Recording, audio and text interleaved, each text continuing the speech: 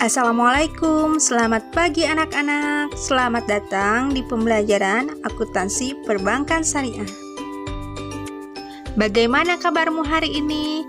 Semoga semua dalam keadaan sehat ya. Materi yang akan kita bahas kali ini adalah perbedaan akuntansi perbankan syariah dan akuntansi keuangan. Tujuan dari pembelajaran kali ini yaitu pertama, memahami akuntansi dan akuntansi syariah. Kedua, memahami persamaan akuntansi syariah dan akuntansi keuangan konvensional. Ketiga, memahami perbedaan akuntansi syariah dan akuntansi keuangan konvensional. Dan keempat, memilah akuntansi perbankan syariah dengan akuntansi keuangan. Perbankan di Indonesia kini semakin diramaikan dengan adanya perbankan syariah. Sesuai dengan namanya, bank dan lembaga keuangan syariah dijalankan dengan menerapkan prinsip-prinsip syariah dan hukum Islam. Lalu, apa perbedaan antara bank syariah dan bank konvensional? Apakah sistem akuntansi perbankan syariah sama dengan perbankan konvensional? Mari kita pelajari materi berikut dengan seksama untuk dapat menjawab pertanyaan-pertanyaan tersebut. Pengertian akuntansi dan akuntansi syariah.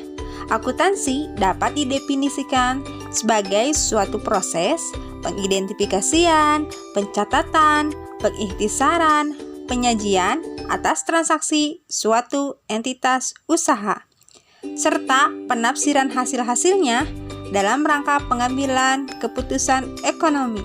Setiap transaksi harus didukung oleh bukti transaksi sesuai dengan transaksi yang terjadi. Contoh, transaksi pembelian dibuktikan dengan adanya faktur pembelian. Transaksi penjualan dibuktikan dengan faktur penjualan. Penerimaan kas dibuktikan dengan bukti kas masuk.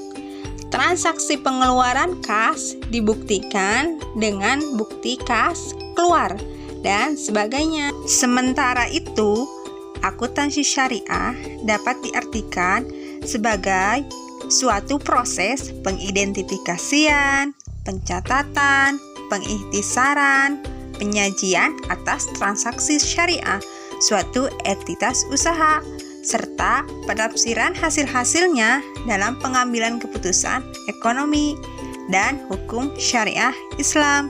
Transaksi yang tidak sesuai dengan hukum Islam tidak akan dikategorikan sebagai transaksi syariah. Misalnya, transaksi penerimaan dan pembayaran bunga, karena bunga dikategorikan sebagai riba yang diharamkan oleh syariat Islam. Selanjutnya, persamaan akuntansi syariah dan akuntansi keuangan konvensional. Adapun persamaannya yaitu pertama, prinsip pemisahan jaminan keuangan dengan prinsip unit ekonomi. Kedua, prinsip penahunan dengan prinsip periode waktu atau tahun pembukuan keuangan. Ketiga, prinsip pembukuan langsung dengan pencatatan tanggal. 4. Prinsip kesaksian dalam pembukuan dengan prinsip penentuan barang. 5. Prinsip perbandingan mukobalah dengan prinsip perbandingan income. 6. Prinsip kontinuitas dengan kesinambungan perusahaan. 7. Prinsip keterangan dengan penjelasan atau pemberitahuan. 8. Prinsip satuan moneter. Dan yang terakhir, prinsip akrual dalam pengakuan aset, kewajiban, ekuitas, pendapatan dengan beban kecuali dalam bagi hasil di bank syariah menggunakan basis kas. Dan yang terakhir adalah perbedaan akuntansi syariah dan akuntansi keuangan konvensional secara umum. Dilihat dari konsep modalnya, akuntansi syariah berdasarkan nilai tukar yang berlaku, sedangkan akuntansi keuangan konvensional belum ditentukan, sehingga sering terjadi perbedaan pendapat dalam menentukan nilai atau harga untuk melindungi modal pokok.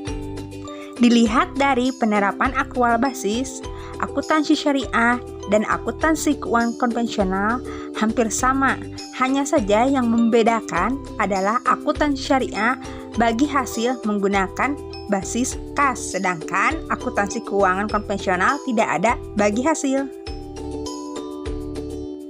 Kemudian untuk mata uang, akuntansi syariah, mata uang berupa emas, perak, dan lain-lain.